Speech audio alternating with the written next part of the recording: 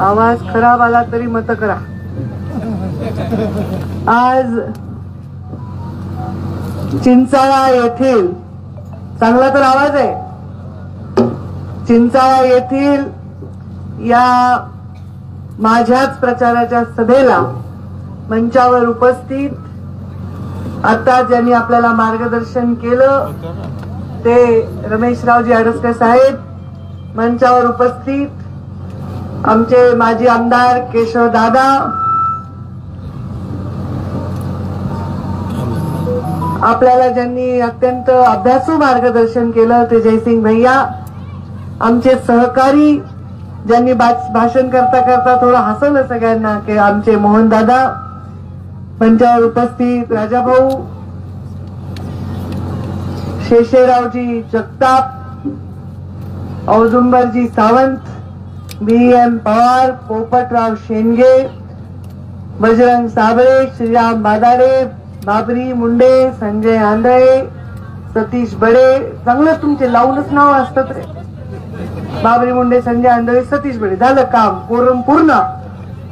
आणि सचिन लगडे, विश्वनाथ शिंदे, ज्योत्स्ना बादाडे, सोमनाथ बडे, मच्छिंद्र झाटे, संदीपान खळगे, सचिन लंगडे, दीपक अंबोरे, नीताताई आमच्या सरपंच चिंचाळ्याच्या, आणि शिवाजी आप्पा इथले माजी सरपंच शिवाजी मुंडे, सर्व उपस्थित मान्यवर, आणि एवढ्या मोठ्या संख्येने एवढ्या उन्हाचं एवढे तास झाले ही सभा ऐकण्याचा धारिष्ट दाखवत असणारे सगळे वडीलधारी मंडळी, टोपीवाले दिसायलेत, फेटेवाले दिसायलेत, आणि आमचे चाचा पण दिसायलेत, सगळे मुस्लिम बांधव आमचे, दाढी टोपी, सगळ्यांना माझा नमस्कार.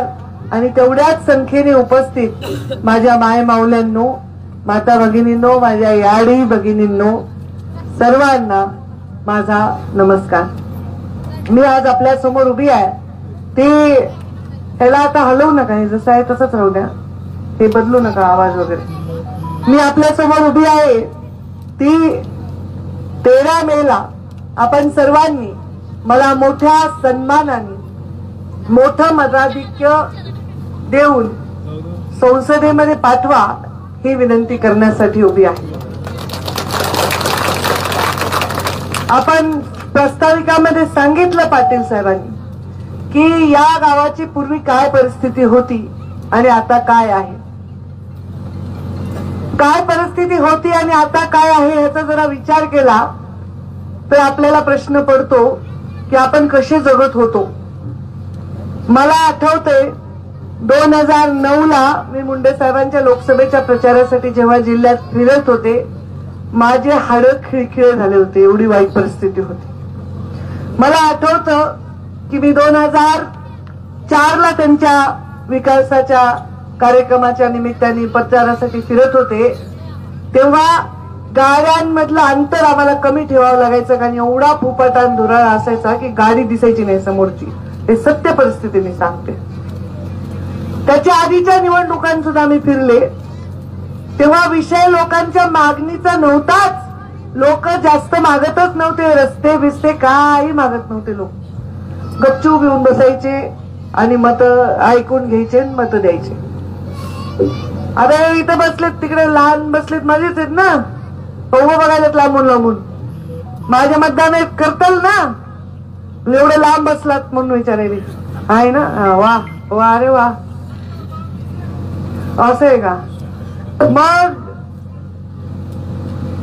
मी 2004 ला प्रचाराला बाहेर निघाले, तेव्हा मी म्हणलं आता हे काही बरोबर नाही, आपल्याला ह्याची काहीतरी यादी केली पाहिजे. एक वही तयार केली आणि त्या वहीमध्ये मी लिहायचे, आज मी या गावाला भेट दिली, या गावामध्ये हे नाही, गावामध्ये ते नाही. तुम्हाला काय वाटतंय, पंकजाताई पालकमंत्री झाल्या आणि काही बटन दाबलं की तुमच्या गावापर्यंत रस्ता आला, 25-15 आली, पाण्याची योजना आली, मुख्यमंत्री ग्राम सडक योजना आली. या सगळ्या गोष्टी लिहून एका वहीमध्ये मी तयार केल्या आणि त्या सगळ्या गोष्टींना योजनेमध्ये रूपांतर केलं जेव्हा मी मंत्री झाले. जसं इथे पाण्याचा प्रॉब्लेम होता, पाण्याला बोरला पाणी नसायचं, 800 फूट 2013चा दुष्काळ आठवा, बोरला पाणी नसायचं, त्याच्या आधीची परिस्थिती आठवा, विहिरीचं पाणी खाली गेलेलं असायचं, शेंदून महिला आणायच्या, टँकर मध्ये जर पाणी आलं तर हे एवढी मोठी रांग लागलेली असायची. आणि तेव्हा दुष्काळाची परिस्थिती अत्यंत वाईट होती, अत्यंत वाईट. दुष्काळामुळे अनेक लोक प्राणी पाण्याशिवाय मरत होते, अशी परिस्थिती होती. तेव्हा मी जलयुक्त शिवार योजना केली आणि मी ठरवलं होतं पालकमंत्री झाल्यावर की हा जिल्हा टँकर मुक्त करेन, आणि हा जिल्हा मी टँकर मुक्त केला आणि 5 वर्ष टँकर मुक्त ठेवलं. माझे हाडं खिळखिळे झाले प्रचारात. तेव्हा ठरवलं होतं की या बीड जिल्ह्याच्या प्रत्येक वाडी, वस्ती, तांडा, गरीब गावापर्यंत रस्ता द्यायचा. आणि तुम्ही आता येता जाता जो बोर्ड बघता ना, असा आहे बघा केशरी रंगाचा, त्याच्यावर एक झोपडी आहे, असा रस्त्याचं चित्र आहे, सूर्याचं चित्र आहे. तो बोर्ड सुद्धा मी स्वतःच्या हाताने ते चित्र तयार केलंय आणि मुख्यमंत्री ग्राम सडक योजनेचा लोगो तयार केलेला. एका माणसाला 25-30 वर्ष लागतात या उंचीवर पोहोचण्यासाठी. प्रत्येक गोष्ट जेव्हा बनवायची असते, आता ही पामडी घातली माझ्या याडीने मला, ही पामडी काय एका मिनिटात बनली का? 15 दिवस विणकाम करून, कापून, व्यवस्थित रंग संगती करून मग ती पामडी बनलेली असते. आपल्याला घरामध्ये एखादी भाजी जरी बनवायची असेल तर नुसती भाजीत कढईत टाकून बनत नाही. मीठ, तिखट, लसण, हळद, सगळं मोहरी, सगळं आपण त्याला व्यवस्थित टाकलं तर त्याला चव येते. मग राजकारणाला चव ही कशी आली? तर राजकारणाला विकासामुळे चव आली. आज मला एक तरुण सरपंच भेटला आणि त्यांनी सांगितलं हे नाहीये ते नाहीये. म्हणलं बेटा, तू जेव्हा जन्मलास तेव्हा मी राजकारणाला सुरुवात केलेली आहे, काय नाही हे तुम्हाला माहितच नव्हतं. ही परिस्थिती होती आणि या परिस्थितीला लढा देत देत आपण इथे आलो. विकास बघा चालत राहणार आहे. आज हे नाही, उद्या ते नाही. आज हा रस्ता बनवला, उद्या त्याला खड्डे पडणार आहेत. ही पाणी पुरवठ्याची योजना केली, लोकसंख्या वाढणार आहे, 2 घरं लांब जाऊन राहणार आहेत, त्यांना पण पाणी लागणार आहे. हे वाढतच राहणार आहे. पण हे कधी कोणी केलं असेल त्याचा इतिहास लिहिला जाईल. तर या जिल्ह्यामध्ये सगळ्यात चांगला पालकमंत्री म्हणून मी काम केलंय, हे माझ्या जीवनामधली सगळ्यात मोठी संपत्ती आहे. कधी कुणाच्या रुपयाची तुमची लेख निंदी नाही, कुणाचा कब्बर चहा नाही पिला, माझ्याच बंगल्यावर बोलवायचं, माझ्याच कार्यालयात बोलवायचं, थापा मारू नका ताईच्या नावाने. कुणालाही बोलव आणि हे बघा काय पाहिजे काय पाहिजे काय पाहिजे. गावागावात ज्या पेवर ब्लॉकवर मी बसून सभा घेते ते पेवर ब्लॉक सुद्धा मी सांगितले. अरे गावाच्या चौकात चिखल होतो रे चावडीवर, लोक कसे बसतात सभेला, तिथं पेवर ब्लॉक टाका. आईची माया कशी असते आणि एखादी गृहिणी आपलं घर कसं सजवते, तसा हा बीड जिल्हा मी सजवायचा प्रयत्न केला. केला की नाही? काम केले की नाही? मग हे सगळे काम, तुमचं प्राथमिक रुग्णालय असेल, नाहीतर सिव्हिल हॉस्पिटलची बिल्डिंग असेल, तुमचं ग्रामपंचायत कार्यालय असेल, नाहीतर जिल्हा परिषदची एवढी मस्त टोलेजंग इमारत असेल, प्रशासकीय इमारती असतील, पंचायत समितीची इमारत असेल, हे सगळं काहीच नव्हतं ना. का नव्हतं हे? कारण हे करण्यासाठी प्लॅनिंग जी आहे ती मी किती वर्ष करत होते. अहो मुलींची संख्या इतकी कमी होती या जिल्ह्यामध्ये. अरे मुंडे हे नाव स्त्री भ्रूण हत्या झालेल्या जिल्ह्याला जोडलं गेलं. इतकं वाईट वाटायचं मला. मी एक स्त्री आहे आणि एका स्त्रीला गर्भातच मारलं जातं, त्यामध्ये माझा जिल्हा सगळ्यात नंबर 1ला आहे. आदिवासी जिल्ह्यांची संख्या सुद्धा मुलींची जास्त होती आणि माझ्या बीड जिल्ह्याची कमी होती. हे काय सन्मानजनक चित्र नव्हतं. महिला बाल कल्याण मंत्री झाल्यानंतर हे चित्र मी बदललं. आता चित्र बदललं म्हणजे काय? मुली जन्मल्या जास्त नाही, मुली वाचवल्या जास्त. चित्र बदलणं म्हणजे काय? गर्भपात रोखले, त्यांना कडक शासन करण्याची भूमिका घेतली. आणि ज्या बीड जिल्ह्यामध्ये 700 मुली होत्या 1000 मुलाच्या मागे, त्या बीड जिल्ह्यामध्ये 948 मुली झाल्या. हळूहळू हळू ती संख्या 992 पर्यंत. मग नुसतं काही इमारती उभा करायच्या, रस्ते बांधायचे, नुसत्या तुम्हाला सभागृह द्यायचे, पाण्याच्या योजना करायच्या, हेच नेत्याचं काम आहे का? तुम्हाला इज्जत आणि स्वाभिमान सुद्धा गोपीनाथ मुंडेच्या वारशाने आणि त्यांच्या सारख्या संस्कारांनी दिला की नाही? तुम्हाला बेइज्जत वाटलं का हे आमचा नेता आहे म्हणायला? तुमची मान खाली गेली का की पंकजाताई आमचा नेता आहे म्हणायला? कधीच नाही. पुण्यश्लोक अहिल्या देवी होळकर माझा आदर्श आहे आणि त्यांच्या सारखा राज्यकारभार करा अशा प्रकारचा आशीर्वाद मला स्वतः गणपतराव देशमुख 50 वर्ष आमदार राहिले, त्यांनी मला चौंडीमध्ये दिला की पंकजा तू अहिल्यासारखं काम कर, तू आधुनिक युगातल्या अहिल्या देवी सारखं काम कर. अहिल्या देवी एवढ्या मोठ्या आहेत, पुण्य श्लोक आहेत, त्यांच्यासारखं काम करायचं नखाएवढी तरी माझी सर आली तर किती मोठं काम आहे. आज या जिल्ह्यामध्ये मी काम करत असताना कधीच नाही विचारलं अरे या गावात कोण राहतं, मुसलमान राहतो का, हिंदू राहतो का, ओबीसी राहतो का, मराठा राहतो का, मातंग राहतो का, बौद्ध राहतो, काय काही विचारलं नाही. मी फक्त विचारलं 2 हात, 2 डोळे, 1 तोंड, 2 पाय, अंगामध्ये लाल रक्त असणारा माणूस राहतो का, त्याचा विकास केला. हे सगळं मी केलं. 5 वर्ष घरी बसवलं तुम्ही मला, तुम्ही नाही बसवलं. मग तुमचं चांगलं झालं असेल, तुमचं आडलं का काय. पंकजा मुंडे घरी बसली, माझं तर काही 4-5 किलो वजन कमी नाही झालं. मी तर काही फार वेगळी दिसायला नाही, जशी आहे तशीच आहे. उलट बरं झालं, जरा आराम झाला, थोडं वाचन झालं, निघाला नाही. जाऊ दे, आपल्याकडे पद नाही, मग लोकांनी त्रास दिला नाही. बाबा ताईकडे पद नाही, ताईला कशाला त्रास. सेवा केली, कोविड सेंटर चालवली, दुष्काळग्रस्त भागासाठी मदत फेरी काढली, सगळ्या गरीब लोकांच्या इलाजासाठी, त्यांच्या कामासाठी, सगळ्या गोष्टीसाठी. आता एक आमचा इथे ऍडमिशनचा फोन आहे, मी तर कालपासून 4 वेळा त्यांना संपर्क करायला. गरीबाच्या मुलांना शिक्षण मिळावं, पोषण मिळावं, ह्याच्यासाठी काम केलंच. मध्य प्रदेश, दिल्लीपर्यंत काम केलं. पण मी 5 वर्ष घरी बसले. तुम्हाला भरपूर विमा आला असेल ना, आला का अनुदान? काहीच नाही. मग आता माझ्या योजना अजून चालूच आहेत. मी एवढ्या योजना मंजूर करून ठेवल्या होत्या, कुठं वाटत होतं की हे जिल्ह्याला जावं. म्हणजे मी जेव्हा पालकमंत्री पदाच्या शेवटच्या सह्या केल्या तेव्हा 500-500, 600-600 कोटीचे रस्ते मंजूर करून ठेवून दिले होते. अजूनही नारळ फोडायले सगळेजण हे रस्त्यांचे.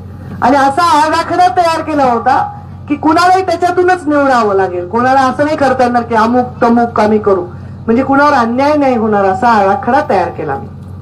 मग हे सगळं मी केलं, पण त्याच्याबरोबर तुम्हाला विमा दिला. आज एक माणूस नाही त्या मंचावर आणि मंचा खालचा मी पण की ज्याच्या अकाउंट मध्ये पीक विमा आला नाही. त्याला जर पीक नाही आलं, उष्णता वाढली, पाऊस आला, अवकाळी झालं, विमा आहे ना ताईचा बस. एका म्हाताऱ्या माणसाने तर मला सभेत उठून सांगितलं, अहो ताई एवढं पीकही येत नव्हतं मला, इतकं विमा आला. म्हणजे इतकं गरीबाची बारीक डोळ्यात तेल घालून काळजी घे. चुकलं का काही? काही चुकलं का राजकीय जीवनात? काही वाईट केलं का कधी?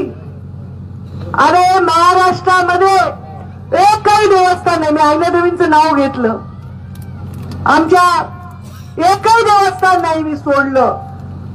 म्हणजे मला जरा वाटायचं की देवस्थानालाही माणसंच येतात ना दर्शनाला, त्यांची सोय व्हावी ना.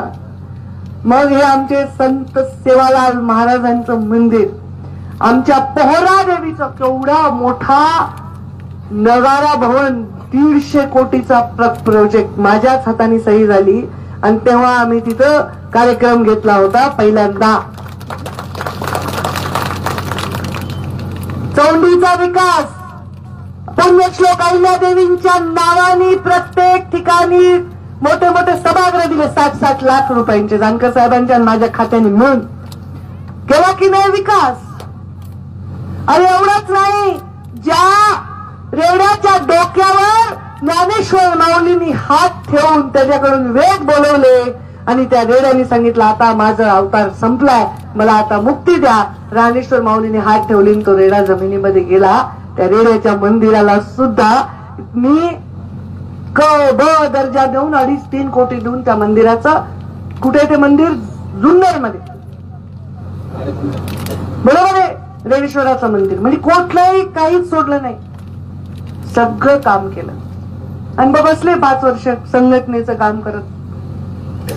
आता खासदार प्रीतमताईचंही चांगलं चाललं होतं. कुणी वारलं, कुणाचं लग्न, कुणाच्या घरी दुःख सुख, कोणी पेशंट आहे, सगळं ताई चांगलं बघत होत्या. ताईची पण हॅट्रिक व्हावी मला वाटलं होतं, पण नाही. आता उमेदवारी मला दिली. ह्यांच्याकडे भावी लोकांची संघटना तयार झाली ना, बरोबर ना. तसं आम्हाला भावी लोकांची आमच्याकडे संघटना होऊ नये म्हणून मला त्यांनी पाठवून द्यायला काही दिल्लीला. आणि दिल्लीला आता म्हणजे काय नवीन चेहरे, महिला, मोदीजींना महिला आरक्षणाचा विषय सकारात्मकतेने हाताळत असताना चांगल्या महिला लीडर डेव्हलप करणं, महिलाची लिडरशिप आवश्यक आहे. महिलेच्या लिडरशिप मध्ये एक शिस्त आहे, महिलेच्या लिडरशिप मध्ये एक प्रामाणिकपणा आहे, महिलेच्या लिडरशिप मध्ये एक सात्विकपणा आहे, महिलेच्या लिडरशिप मध्ये एक सकारात्मकता आहे. महिलांची जास्तीत जास्त लिडरशिप डेव्हलप करायला मला वाटतं खूप चांगली ही संधी आहे. आणि मला त्यांनी दिल्लीला जाण्याचा निर्णय घेतला. आम्ही पक्षाच्या शिस्तीप्रमाणे तो पाळला. निवडणूक चांगली चाललीये, सगळं चांगलं चाललंय असं म्हणून हातपाय मस्त पसरून आरामात बसायचं नाही. डोळ्यात तेल घालून लक्ष ठेवायचं. आपल्याला एकदा दूध पोळलंय, आता ताकही फुंकून फुंकून प्यायचं, नाहीतर खूप हाल खाणार. खूप परिस्थिती बदलली की नाही? आता सांगा माझ्या मावल्यांनो, तुम्ही आधी आडातून पाणी शेंदत होतात, असं होतात का नाही? आता नळापर्यंत पाणी आलं, गावापर्यंत पाणी आलं. आता जर तुमच्या मुलींना सुनाला सांगितलं जा बरं तिकडे धुणं धुवायला नदीला, जातील का बरं? जा बरं त्या आडातून शेंदून आणि शांतील काय? तर पहिले परसदार होतं, शौचालय होते का? 10 वर्षापूर्वी मी प्रचार करायचे, गावामध्ये शिरताना नाकाला रुमालही लावता येत नाही. कारण आम्ही नाकाला रुमाल लावला की गावातले म्हणायचे हा तुम्हाला इथं पर्यंत नाकाला रुमाल लावायला, आम्ही कसे राहतो? इतकी दुर्गंधी, इतकं अस्वच्छता. कारण शौचालय नाही दिले. 75 वर्ष देशाला स्वातंत्र्य मिळून आता कुठे खेड्यात सुद्धा जा, काही टक्का दिसत नाही रस्त्याने कुणी. आता अगदीच कुणी बाहेर रस्त्यात गेलंय, काय झालंय, पाणी नाही, पण कुठे रस्त्याने असं घाण दुर्गंधी नाही. आता कोणाची एखादी तरुण तुम्हाला सून करून आणली आणि तिला म्हणलं नाही घरात शौचालय, तर मुलगी देतील का तुमच्या घरी? लोक आधी विचारतात संडास बाथरूम आहे का घरामध्ये, खोली आहे का घरामध्ये, विचारतात का नाही? आता कोण मग उलट तुम्हाला जायचं नाही ना, आडात पाणी शेंदायचं नाही ना, घरात नळ पाहिजे ना. मग राजकारणात कुठं उलट चालले? कधीपासून जाती भेदाचं राजकारण सुरू झाले. वर्षानुवर्ष लोकांनी एकच बटन दाबलं, एकच बॅलेट पेपर दिलंय, नेत्यावर विश्वास ठेवलाय वर्षानुवर्ष. आता आमच्याही पक्षाला नेता मिळालाय जो वर्षानुवर्ष या देशाला दिशा देईल, आणि त्या नेत्याच्या बरोबर काम करण्याची संधी तुमच्या लेकीला मिळाली. अरे माझ्या बापानी आयुष्य घालवलं ना. कधी सत्ता होती हो मुंडे साहेबांना सांगा बरं? कधी सत्ता होती? 4.5 वर्षाची सत्ता होती, पण तुमच्या हृदयावर आजही सत्ता कायम आहे. सगळ्या पक्षाचे लोक बॅनरवर साहेबांचा फोटो लावतात, आजही सत्ता कायम आहे. त्या माणसाच्या कष्टाने, त्यांनी जोडलेल्या माणसाने ते आज जिवंत आहेत, जरी ते नसले शरीराने आमच्या बरोबर. तरी अर्ध्या ताटावरून मुंडे साहेब गेले हो. म्हणजे असं कापूर कसा देवघरात आपण लावतो, खाली काहीच उरत नाही, तसेच माझे वडील कसे गेले, देवानी नेलं, निमित्त झालं. 5 वर्ष मला म्हणायचे माझी शेवटची निवडणूक आहे, माझी शेवटची निवडणूक आहे. मी म्हणायचे असं का म्हणता? नाही मी थकलो म्हणायचे. तू सांभाळ. मला राजकारणात यायचं नसताना आणलं, मला राजकारणात कायम केलं, स्थिर केलं, शिकवलं, झगडायला लावलं, स्तूपात टाकलं. मला मखमलीवर नाही चालवलं. शिक म्हणले, शिक. गाडीत फिर, रस्त्याने फिर, धाब्यावर चहा पी, रस्त्यावर जेव. काही हे स्वच्छ नाही, ते असं काय नाही. बघ हे माझे लोक, हे या लोकातून मी इथे आलो आहे, त्याची जाणीव कधीच विसरू नको. म्हणून मी आता माझ्याकडे काय डबावर दागिने असतील ना, खरा वाटत नाही तो. एवढ्या पैठण्या असतील ना, स्पर्श सुद्धा करा वाटत नाही. जेव्हाही मी रस्त्यावर एखादा दगड फोडणारा माणूस बघते, मला काय वाटतं मी नाही सांगू शकत शब्दात. छोटे छोटे लेकरं नागडे फिरत असतात, मळून गेलेले, ते बघते तेव्हा मला वाटतं काय या राजकारणाचा उपयोग आहे, या लेकरांना दिशा कधी देऊ. पण एक सांगते तुम्हाला, या देशात चांगल्या माणसांनी चांगल्या पदावर बसल्याशिवाय देशाला आपण या गरीब लहान लेकरांना दिशा देऊ शकत नाही. आणि हे तुम्ही पाहिलं, हा सूर्य आणि हा जयद्रथ, हे तुम्ही पाहिलं. चांगला माणूस सत्तेवर बसल्यावर या जिल्ह्याचा चेहरा कसा सुंदर देखणा झाला, हे तुम्ही पाहिलं. हजारो कोटीचे काम झाले, पण बोगस बिलं उचलले नाही. सगळे काम, इकडे नारळ फोडलं, भूमिपूजन, तिकडे लोकार्पण, लोकांच्या डोळ्यासमोर काम आहेत. चांगल्या माणसाला सत्तेवर बसवल्याशिवाय लोकांचं कल्याण होऊ शकत नाही. म्हणून मरमर आहे माझी. मला काही कुठल्या संसदेमध्ये बसून खासदार नाव लिहिण्यात काही रस नाही.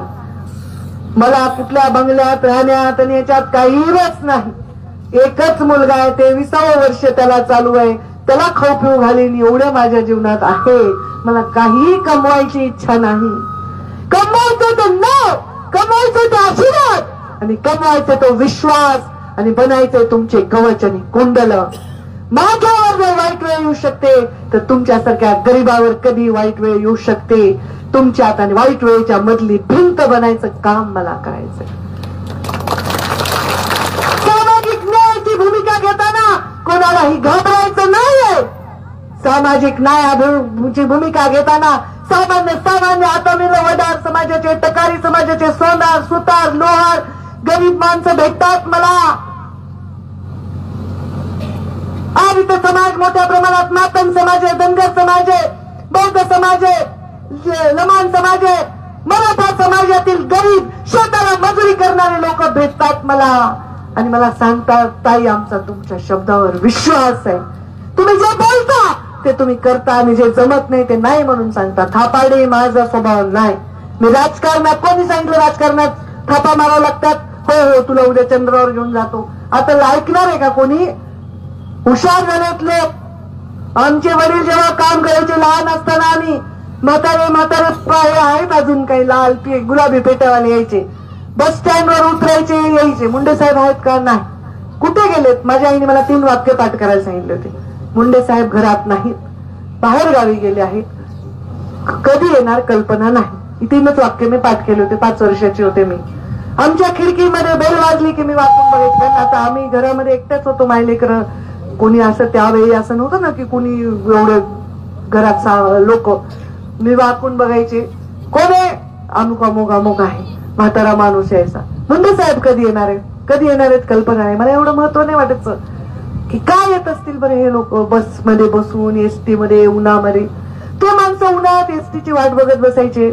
माझ्या जीवाला एवढं लागायचं. मी जेव्हा मंत्री झाले, मी पहिल्याच वर्षी 350 बस स्टॉप बनवले लोकांना बसायला. बारीक काळजी घेतली ना, ते लोक उन्हात बघून जीव तुटायचा माझा. अरे कुणी माणूस कष्टकरी सावलीला तर बसल, एवढी बारीक काळजी मी घेतली. खरं तर मी इथंच पाहिजे ही काळजी घेण्यासाठी, पण बघू आता मला वर पाठवायले दिल्लीमध्ये, तिथून काळजी घेईन मी तुमची, लांबून तुमची काळजी घेईन. मोबाईलचं टावर कसं खूप उंच असतं लांब, पण बरोबर कनेक्शन आपल्या मोबाईलला येते की नाही, तसं माझं तुमचं कनेक्शन कधीच तुटणार नाही. मी कधीच तुम्हाला सोडणार नाही. मी तुमचा विकासच करून दाखवेन. मी कुणालाही जात विचारणार नाही, विचारलीही नाही, विचारायची गरज देखील नाही.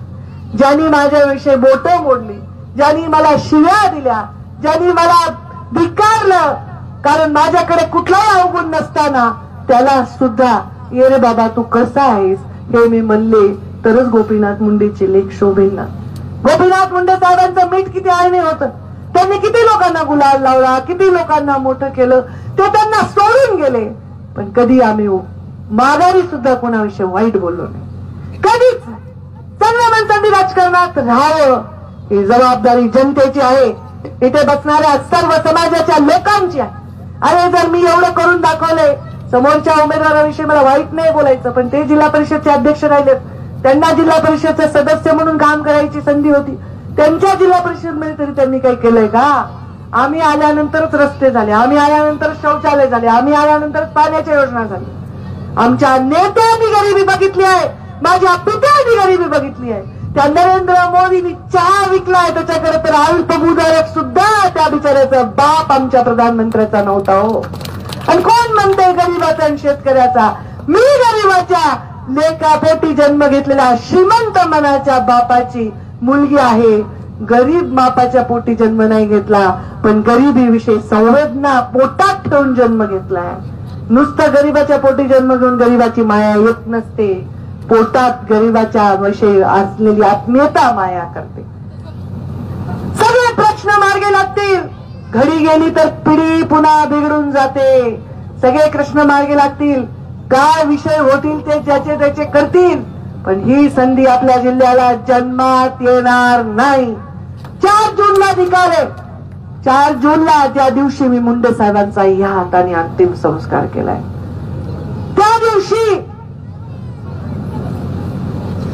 कसा योगायोग असेल सांगा बरं. हा कसा 4 जूनला निकाल आहे.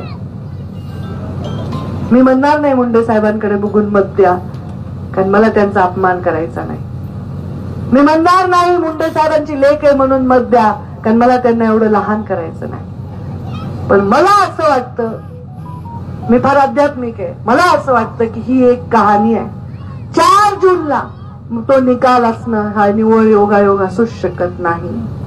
त्या दिवशी जे राहून गेले ते पूर्ण करायचंय मला स्वतःसाठी काही नाही. एक दुष्काळ मुक्त जिल्हा करू द्या, जिल्ह्याला रोजगारासाठी मोठा उद्योग आणू द्या, मला या जिल्ह्यामधल्या गरीब बापड्या माणसांच्या इलाजाचे एक मोफत सोय मोठं चॅरिटेबल मल्टी स्पेशालिटी हॉस्पिटल उभारू द्या.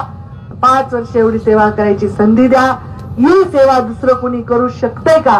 हृदयावर हात ठेवून विचारा, आणि उत्तर नाही आलं तर बिनधास्त कमळाच्या फुलचं बटन दाबा. उत्तर नाही देणार.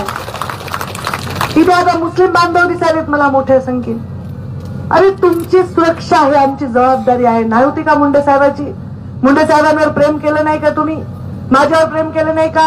अहो मुंडे साहेब गेल्याची बातमी लागल्यानंतर हार्ट अटॅक येऊन मेलेला तरुण मुसलमान होता, इतकं प्रेम मुंडे साहेबांच्या विषयी हृदयात होतं. त्याला धर्माचं शरीराचं बंधन नव्हतं. मुंडे साहेबांवर एवढं लोकांनी प्रेम. उगाच मुस्लिमांना घाबरवलं. भाजप अरे काय केलं 10 वर्षात? काही तुमचं काही दुखवलं? कोणाला वाईट वागवलं? कोणाला धोका दिला? कोणाच्या जीवाला धोका झाला? काय झालं 10 वर्षात वाईट? उगाच कायदा आणायले, मुसलमानांना असं करायला. असला काय विश्वास ठेवायचा नाही. हा कायदा बॉर्डरच्या लोकांना अतिक्रमणासाठी आहे, आणि तो फक्त मुस्लिम लोकांसाठी नाहीये. इकडच्या बाजूचे बॉर्डर मधून दुसऱ्या तिकडचे भूतान बितानचे पण लोक येतील, त्यांच्यासाठी पण असेल ना. हे उगाच बुद्धिवाद करून उगाच लोकांना खोटा बोलतापा देत आहेत. मराठा समाजाच्या लोकांना अरे बापरे बापरे बापरे आरक्षण जाईल. कसं जाईल आरक्षण? पहिल्यांदा आरक्षण कसं मिळालं होतं? कुणी दिलं होतं? 70 वर्षांनी भाजपच्या सरकारने पहिल्यांदा दिलं होतं की नाही? ह्या सगळ्या गोष्टींना भूलतापांना बळी पडायचं कारण नाही. विकासाच्या मुद्द्यावर तुम्ही लक्ष केंद्रित करा. माझ्यावरची माया एवढी पातळ करू नका की मतदानाच्या दिवशी जाता लग्नाला कीर्तनाला वगैरे तेवढंच करा. काही करा, पण 100% दावा करा बघा, नाहीतर गडबड करताल. 100% तुम्हाला करायचंच आहे. काही 100% आहे का नाही? काय लुडी लंगडी? माझं सगळं बरोबर आहे ठणठणीत. मग लीडर 100% आहे की नाही? मग तुम्ही मतदान पण 100% करा. एक वाडी वस्ती त्यांना गावाचा अभूत 100% तुम्ही मतदान करा आणि मोठ्या संख्येने मला विजयी करा. 5 वर्ष मला सेवा करायची संधी द्या. तुम्हीच म्हणताल, जसे पालकमंत्री असताना केली तेव्हा अजूनही आठवण काढता. तुम्हीच म्हणताल की आमच्या पंकजाताई सारखा विकासच कुणी केला नाही. मला तर माझे कार्यकर्ते सांगतात जुने की ताई साहेब उपमुख्यमंत्री होते हो, पण तुम्ही फार विकास केला. कस काय? मी म्हणलं मी बाई आहे आणि ते पुरुष होते. वाघीण म्हणता ना तुम्ही मला. वाघिणीचं कसं आहे, ती शिकार केल्यावर खाऊन टाकून नाही ठेवत. ही शिकार करते आणि थांबते तिचे पिल्ल आल्याशिवाय, तिचे छावे आल्याशिवाय, तिचे बछडे आल्याशिवाय. त्यांना खाल्ल्याशिवाय ती ते शिकार सोडून जात नाही कोला कुत्र्याने खाण्यासाठी. बरोबर आहे? तसं माऊलीचं मन आहे. जेव्हा मी विकास केला तर मी बारीक गोष्टीत लक्ष दिलं स्त्री असल्यामुळे, आणि हे फरक असतो. आणि तो असल्यामुळे तुम्हाला दुधावरची साय जशी असते तसा विकास मिळवून देण्याचा मी प्रयत्न केला. कोणाचे वैयक्तिक स्वार्थ परमार्थ नसतील कमी जास्त पूर्ण झाले, केलेच, परंतु पण आता सार्वजनिक विचार करा, जिल्ह्याचा विचार करा.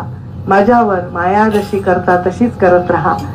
कसंही करून 13 तारखेला लेकी बाहेर गेल्या असतील, म्हणजे सासरी नांदायला, तर त्यांना माहेरी 2 दिवस बोलवा. सून गेली असेल माहेरी तर 13 तारखेला वापस बोलवा आणि मतदान करून घ्या. जराही चुकू नका. मी पण चुकणार नाही, तुम्हीही चुकू नका. मी पण थकणार नाही, तुम्हीही थकू नका. मी पण रुकणार नाही, तुम्हीही रुकू नका. मी थकणार नाही, मी रुकणार नाही. आणि मी कुणासमोर कधी झुकलो नाही, झुकणारही नाही. तुम्ही पण झुकायचं नसेल तर आपल्या स्वाभिमानासाठी 13 तारखेला मतदान करा. तुमच्या या लेकीला बळ द्या. तुमच्यासाठी शेवटच्या श्वासापर्यंत मी काम करेन. हे लेकरं तिथे लहान लहान पोरं फोटो काढताना माझे बॉडीगार्ड उगाच सरक तिकडं. आणि मी माझ्या आर्यमनपेक्षा लहान पोरगे ते काय सरक कर इकडे बेटा, तू फोटो काढ.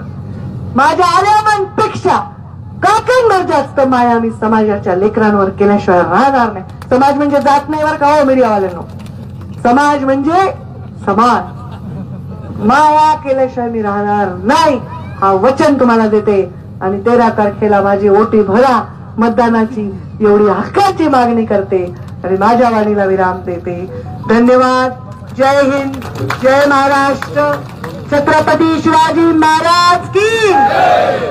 धन्यवाद महारानी महामानव डॉक्टर बाबासाहेब आंबेडकरांचा, लोकशाही अण्णाभाऊ साठेंचा, पुण्यश्लोक अहिल्यादेवी होळकरांचा, क्रांती ज्योती सावित्रीबाई फुले आणि क्रांतीसूर्य महात्मा फुलेंचा, महाराजांचा, मच्छिंद्र बाप्पा घाटे.